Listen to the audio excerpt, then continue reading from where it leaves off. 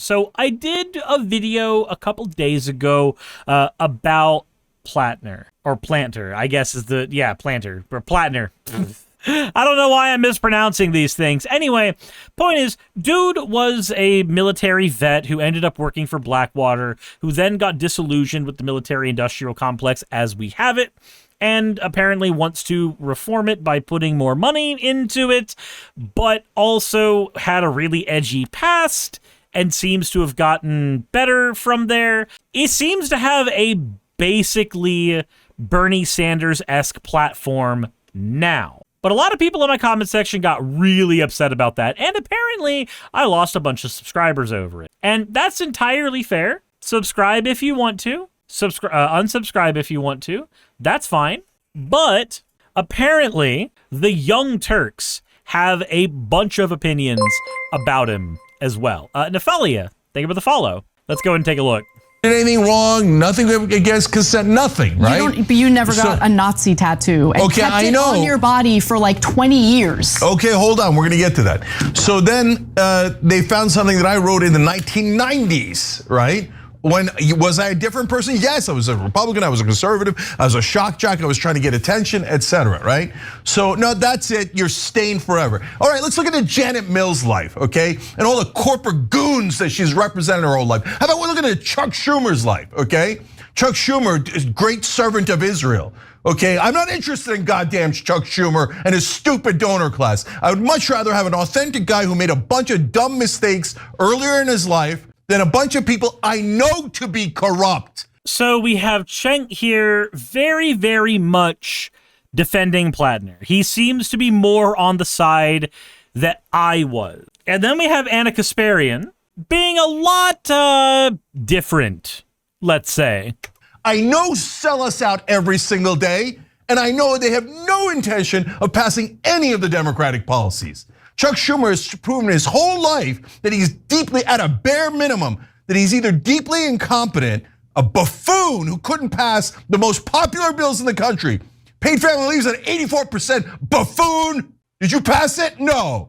When you had clear majorities in the House, the Senate, and you had the White House. The reality is he's not a buffoon. He's corrupt. He doesn't want to pass any of those bills. I will never vote for one of those Chuck Schumer goons, okay? So give me Graham Platner with all of his mistakes and all of his faults, and you go dig mainstream media, bunch of hacks. Schumer gives you the info, you're like, oh, I'll type it up, okay. He's a bad guy, outsider, for change, a populist, bad guy, okay? I got it, I've been through this 1,000 times. Come on, Anna, we've been through it 1,000,000 times. Yeah, we have been through it 1,000,000 times, Cenk.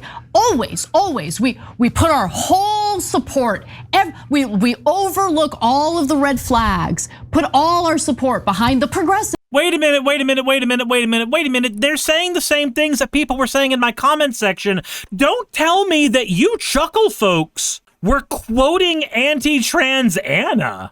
Don't tell me that you chuckle fucks were doing that. I was wondering why the language seemed so goddamn consistent. I was trying to figure out why so many of the criticisms sounded similar to one another. That's so strange and weird. Don't tell me that all of you were quoting fucking Anna. Weird. He's the progressive. Okay, red flag, ignore it. Red flag, ignore it, ignore it, ignore it. He's gonna save us, he's gonna save us. Oh, are we now discussing? I don't need him to save us. I need him to win this race rather than Susan Collins or Janet Mills, who swear that they will represent every other corporation and foreign government, but never the citizens. That's exactly what John Fetterman ended up doing. I know, Fetterman's a douche. Fetterman is a toxic cancer in this country. That's so weird. That's so weird. They brought up the Fetterman thing too in my comment section. That's, wow. Guys, don't tell me that y'all have been quoting Anna this whole time. Either that or y'all are sourcing your arguments from the same place, and that's just as weird. Wow, guys. Not just because he immediately switched over and now he laps the feet of Donald Trump. He's sitting there licking his feet and Netanyahu's. He's disgusting. But the bigger problem with Fetterman is he's doing what Anna's right. Anna's right. The problem is that toxic a-holes like Fetterman cause such cynicism that when people come by now, everybody goes, no, I don't want to vote for anybody. Because remember Fetterman, right? I do agree with Cenk actually here. You're saying I do agree with him because it's the same fucking shit. It's everybody saying just don't vote for the guy who because he's gonna be a corporate Democrat or he's got a checkered past or what the fuck ever. Every politician has a checkered past. Every single one of them has skeletons in their closet. If we're going to be for harm reduction, if we're going to be for making our current situation that sucks better, then we need to be willing to vote for at least fucking somebody. Like, what's the plan if we just let Susan Collins, like, keep her position in Maine? What's the plan then? Is the plan to just be like, at least it's not the Democrat, because I'm a leftist and I don't like Democrats? Jet says Vosh being super critical of Newsom. It's good to be super critical of Newsom. Newsom fucked over homeless people actively in his career. Newsom fucked over trans people actively on his podcast that he did this year. It's fine to be critical of Newsom because this year he's been fucking up. The year that he's trying to get everybody on his side, he's been fucking up. I'm okay being critical of somebody when the year that we're in, they're fucking up, and there's a better option right the fuck there. Because Gavin's doing all this because he wants to run a presidential race, but we have a whole bunch of evidence that AOC also wants to run in that race. And if I have a choice between AOC and Newsom, I'm going to take the person who's been consistently a trans ally. I'm going to take the person who's been better on fucking homelessness. I'm going to take the person who's going to be better when we have a better option. What is the option? You just get fucking Collins. Otherwise, Plattner's leading against Collins right now. Fetterman, you're the worst person, man. No, hold on. Jesus Christ. The way you betrayed people and sold them out for Israel, congratulations. Now you got everybody questioning every Anna, don't be upset that he's on this route. You put him on this route. candidate. Go ahead, Anna. Can I go ahead? Yeah. Okay, there were red flags with Fetterman too, but everyone was so certain that what he was saying, the surface level stuff he was saying was true. I'm not saying don't vote for someone. Are you saying that every politician is Fetterman? Because like you can give an example of a different politician, but it doesn't mean that those rules will automatically apply to every other politician. I'm saying don't ignore the red flags, and more importantly, how does the left not see this? Maybe they don't see it because they didn't go through what I went through. But how do you like ruin someone's life? How does Majority Report do 5 videos on me saying I don't like calling women birthing people? And that's worthy of full cancellation. You are irredeemable. You are a TERF. You are a transphobe. You did a lot more than that, if memory serves. Because I kept getting DMs about shit that you said. I don't remember all of it, so take what I'm saying with a grain of salt, because I do not have examples to show you. Well, you know, except this one, where Anna said, I'm a woman, please don't ever refer to me as a person with a uterus, birthing person, or a person who menstruates. How do people not realize how degrading this is? You can support the transgender community without doing this shit. So I agree with Anna here, I do. But there is definitely some utility to the language that points out that there are people who have uteruses and there are people who don't. Some cis women don't have all their pieces for one reason or another. And, well, the majority of trans women don't. Necrochild says, I recall the Young Turks saying trans people should basically be thrown under the bus to further other LGBT acceptance. So I vaguely remember that, but I'm not willing to put my hat on that. Garbage, right? How does that happen? But suddenly we find ourselves in a situation where the very same people are defending a guy who got a freaking Nazi tattoo. And also, how is Anna's life ruined? She seems to still have her job and all of her credentials. Weird. And he claimed he didn't know it was a Nazi symbol when he got it. Okay, maybe I will give him that. I find it dubious, but okay, even if I took that for face value, he was drunk, he was in the Marines, he didn't know it was a Nazi symbol, he got it. Then he keeps it on his body and doesn't cover it up for like 20 years? I think that proves the opposite. But to your point, look. And that's not cancelable, right? No, but you're getting angry at the wrong side of it, Anna. I'm getting angry at the exact same people. Right? I know, but at the wrong side of it. The correct answer isn't they should also cancel Graham Plantner. The correct answer is instead of being greedy douches who are like, oh, we're gonna get another left winger. We're gonna grab their audience. Yeah, I said it, Emma and Sam. Okay, oh, let's cancel them. They said something slightly wrong, right?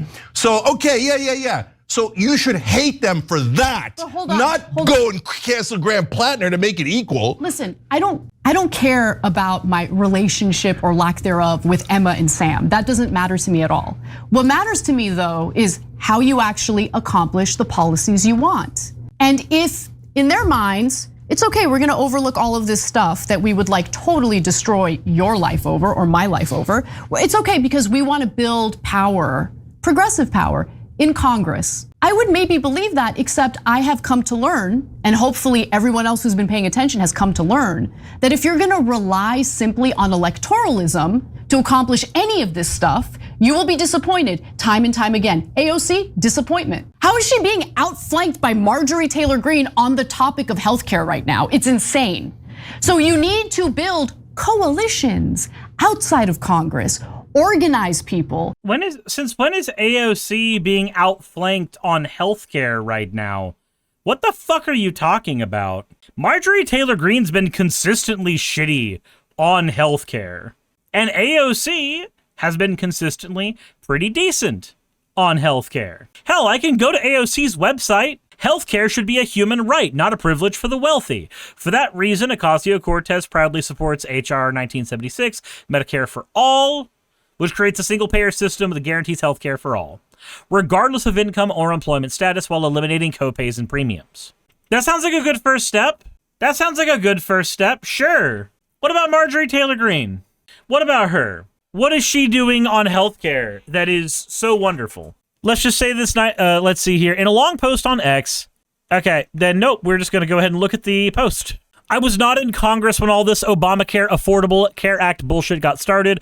I got here in 2021. As a matter of fact, the ACA made health insurance unaffordable for my family after it was passed, with skyrocketing premiums higher than our house payment. Let's just say as nicely as possible, I'm not a fan, but I am going to go against everyone on the issue because when the tax credits expire this year, my own adult children's insurance premium for 2026 are going to double, along with all the wonderful families and hardworking people in my district. No, I'm not towing the party line on this or playing loyalty games. I'm a Republican and I won't vote for illegals to have any taxpayer-funded healthcare for benefits. I'm for American only. I'm carving my own lane. How is this better than AOC on healthcare? What? Anna, what fucking world do you live in? This is on October 7th. This was a couple of weeks ago. What the fuck are you talking about? What are you on about? Now, she does point out, like, all our country does is fund foreign countries and foreign wars and never does anything to help the American people. But, like, okay, here's the thing. If the United States pulled out of everything that it does right now, you know what would happen? They wouldn't fucking fund healthcare. Because we can do both and we choose not to. Is this the doing better on healthcare than AOC that you're talking about, Anna? Like, what the fuck? Is it just because she broke with party lines and that's now more noteworthy? Does that make it better? To actually apply the pressure to these lawmakers to help get these policies accomplished. And that's impossible to do. It's literally impossible to do.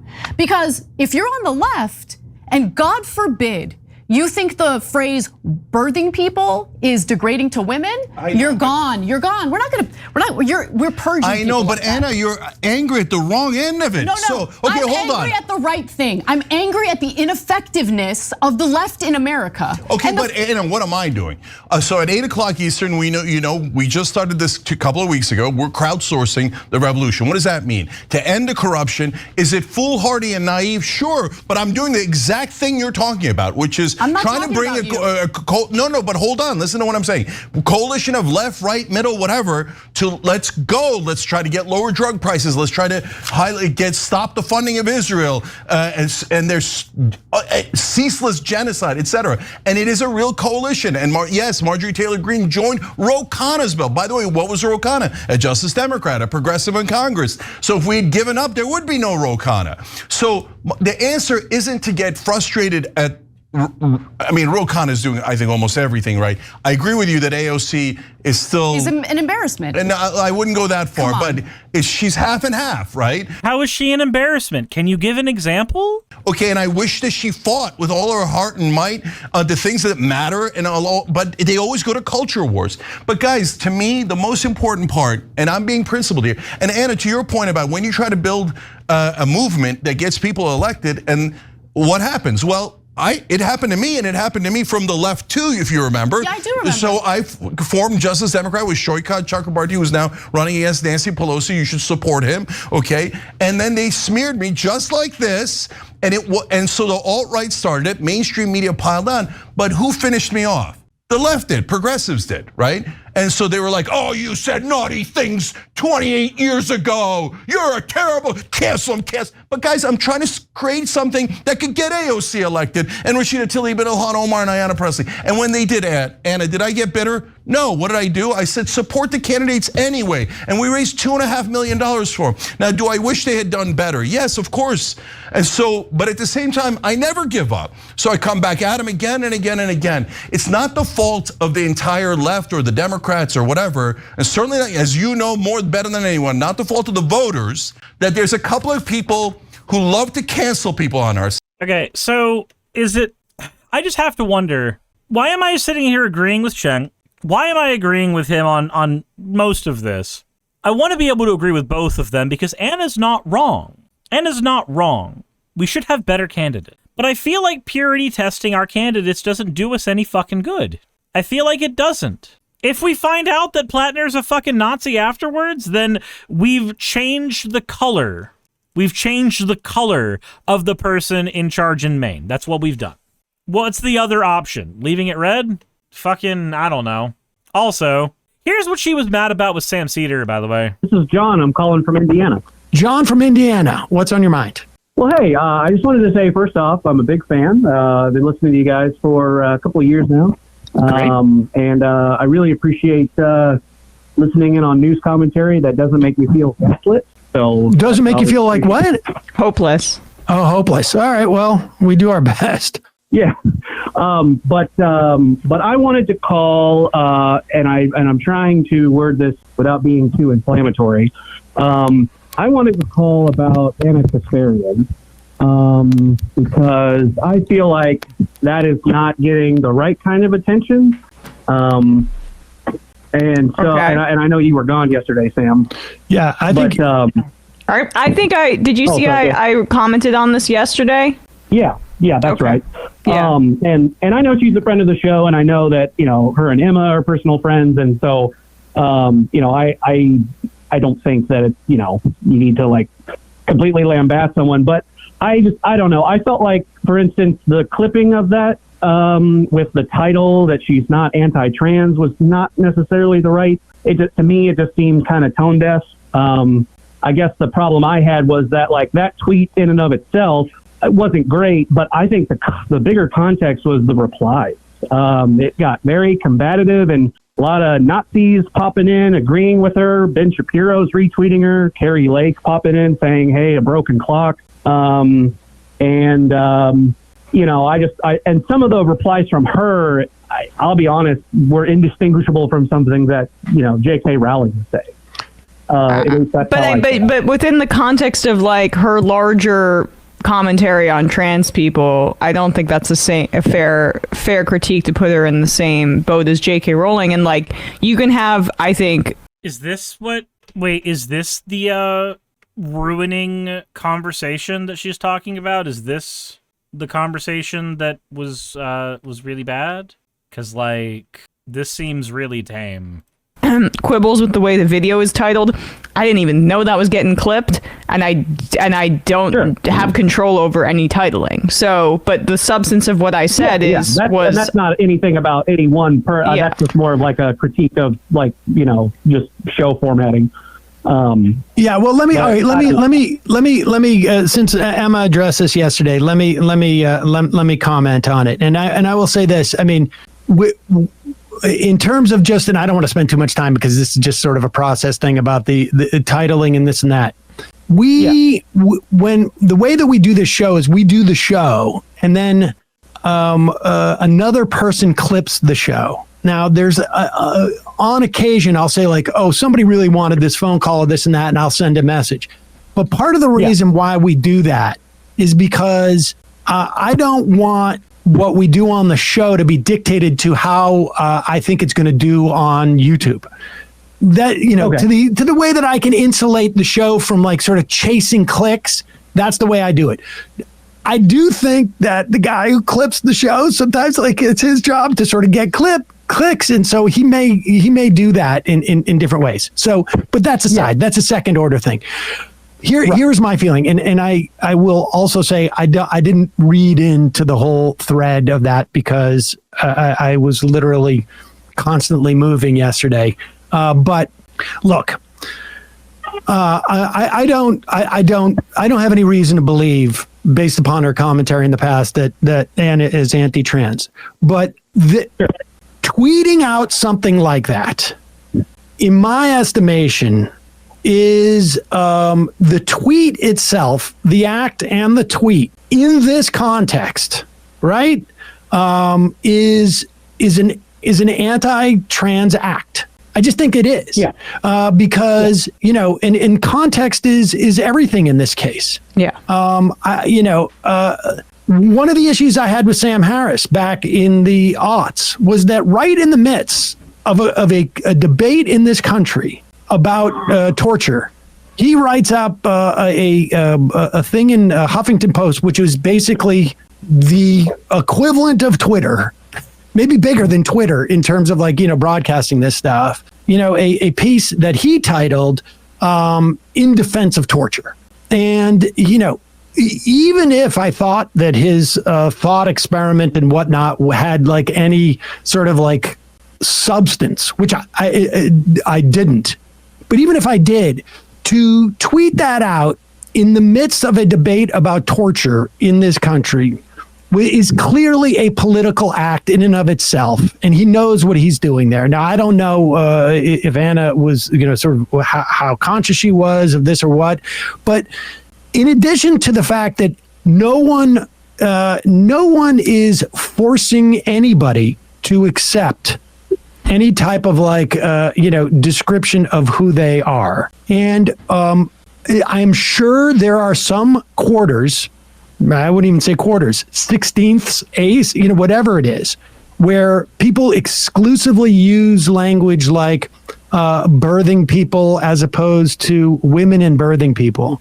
But it really has no impact on her life. And it has a huge impact on the lives of people who are trans. And, you know, look, there are, you know, it's not easy for older people, in my estimation, or people just not used to it, to always remember to have some level of sensitivity to these things. And people should do their best. I mean, I don't have a rule about it on the show, but for me personally, I always attempt to say, you know, if we're talking about abortion laws, I try and say women and people who can get pregnant. As just because it costs me nothing and it shows respect to people out there, and particularly at a time where this feels very fair. Like, this is them saying, hey, Anna's not a transphobe. There are actions she has taken that in the larger conversation about trans rights can be seen as problematic, and that's not the same thing as transphobia. But it is something that has to be accepted. It is something that has to be talked about. Granted, obviously this is 2 years old. This is old news at this point. But is this the life-ruining stuff she's talking about? Because they're being really, really tender with her right now. There are people who are under assault for being trans. There are families who are under assault for trying to get their kids some type of medical care, in some way, gender affirming care, or to deal with this. And it is particularly incumbent upon us to show that level of sensitivity to the people who are impacted and to this moment. And so, you know, I just thought that the tweet itself, and I don't know what her intentions were about it, but the idea that saying, you know, semen providers in any way, you know, and look, I will say, like, you know, saying semen providers, I don't think disregards my manhood in some way.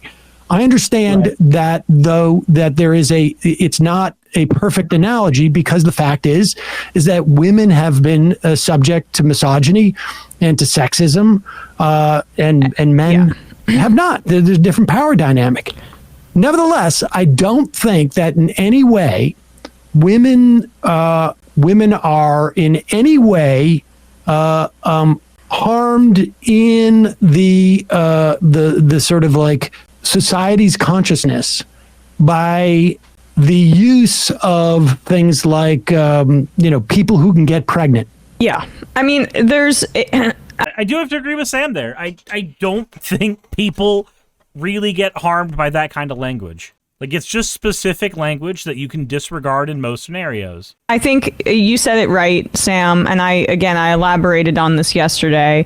I think it's perfectly valid to say in your personal life, like, I don't want to be referred to in those more clinical kind of stilted, awkward terms that are inclusive language meant to be inclusive, and we're still incorporating it into our language. You know, it's not that many years that we've been using this kind of terminology. I think that's entirely fair. My critique was, well, as a member of the media, you have to understand, and at least this is what I try to bring to it, is that you're not just speaking for yourself, and putting an emphasis on that in this current context is going to lead to larger problems and adding gasoline to a fire that is already raging, as trans erasure is a part of state legislatures across the country. And on the federal level, we're seeing it Even more so now. From Republicans too, and just like general hate crimes towards them. So that was my emphasis, and I understand if you didn't feel it was sufficient, but I'm with Sam on this, and that's my take as well. And I will say, look, if someone in your personal life, in your private life, is addressing you in a way that you don't like, you tell them. If I don't know that there's anybody on Twitter who has been addressing, her as a potential birth giver. That's kind of my whole point. Is like, it feels like she's shadowboxing against an opponent that doesn't exist. Yeah, because I agree. No one on the street is calling her that. Nobody, and you go. Well, if somebody's calling her on the street. Well, I mean, that may be the case. You is saying this. Somebody's calling her. Well, yeah, but it's specific legal and medical context. No one is saying, to her, to anyone, hey, there goes a birthing person, unless they're talking about, hey, we're writing a paper or a prescription or some kind of thing about, like, you don't necessarily, but caller, like, that could have been a personal instance. You don't know that, and I actually haven't clarified that. Instance, but that's, you deal with it there. But that's beside the point. But that's my point, right? Like, if it's a personal instance, we're members of the media, we're representatives of the left. Like, I know that's like what TYT is, right? And that's what people associate with them. You have to just be conscious about that. And like, I'm not conflating one's own personal experience, even if it's awkward, with like what is generally good for society. So that's my, I think that's the kernel of critique there. Appreciate the call. Thank you. All right. Now, I'm not going to say we can't take any more calls on that, but we did just dedicate 11 minutes to it. And that's, I think that's fair. Friday. And whatever, I did yesterday, 5-6 minutes yesterday. Right. Where is Jessica Hyde? I know you guys don't want to keep talking about this, but from the perspective of a child-free gal myself, I thought of Anna's tweet as more of a statement about wanting to be seen as a person rather than an incubator, and I felt I could understand where she was coming from. The language that people use to avoid the word woman can sometimes lean more into the idea of what you can and cannot reproduce. I don't like these attacks on Anna, but I especially don't like it when different groups get into a suffering contest. Yeah, the problem is that in no context other than when it comes to reproductive rights, do you hear people use that kind of language in that situation. Yeah. I mean, you know, maybe somebody on the street corner has that conversation, but you see it in reports that are talking about like abortion rights. You're seeing it in reports in terms of like, you know, medical treatments. I mean, this is the, you know. Yeah, okay. So this is what she got upset over? Like, I feel like there's context I have to be missing here, right? I have to be missing some very, very vital context on this in general.